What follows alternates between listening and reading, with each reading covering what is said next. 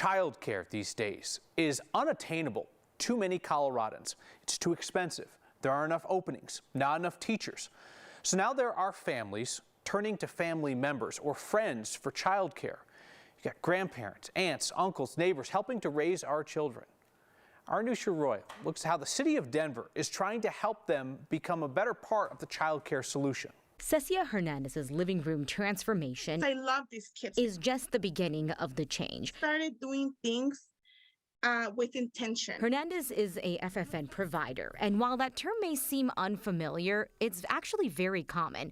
We're talking about friends, family, and neighbors taking care of kids. I couldn't afford to take my children to a daycare or, and so I would stay home, care for my family's children. In Colorado, in the city of Denver, about half of the children that actually need childcare have access to a licensed childcare spot. We noticed during the pandemic is that 67% of licensed childcare facilities closed.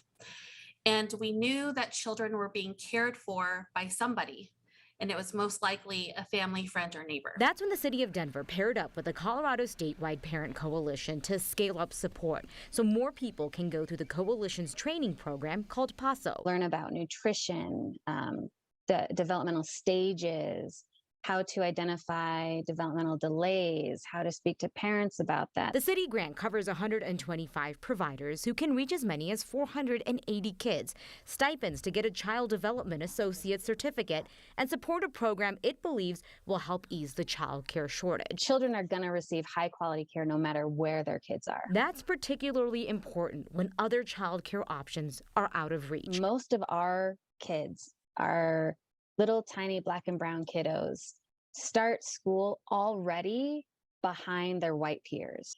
Children that live in areas where there isn't easy access to licensed care facilities or to high quality care. Cecia went through the program herself and says it changed the way she works with kids and now works for the coalition and is a trainer herself. They want to go work in a school, in preschool.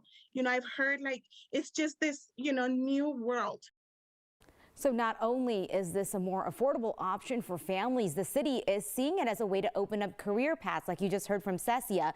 And they were saying that the people who do end up getting child developed associate certificates, they can then connect to city resources. That includes food benefits for the kids they're caring for, help buying supplies. And when it comes to safety, that training program is also talking about first aid and CPR. But Kyle, it is really relying on this long-standing system of asking someone you know, someone you trust to take care of your kids. Families have the option to opt into this training and then enhance what that care looks like. Yeah, how wonderful to go to somebody that you trust and then say, hey, here's some help, here's some resources. That said, Anusha, I know childcare is so personal, family to family, in terms of what they need and what they're looking for.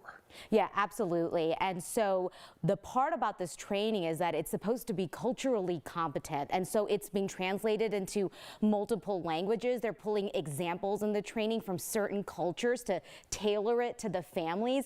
And a big part of working with the city is actually developing a curriculum to help families with kids with disabilities. And that ask, Kyle, came from the providers, the aunts, uncles, and grandmas and grandpas themselves saying, we want to know more. We want to be more educated so that we can work with these kids even better. And a chance to prevent burnout so that hopefully those families are well served for a long time. Really interesting. Anusha, thank you.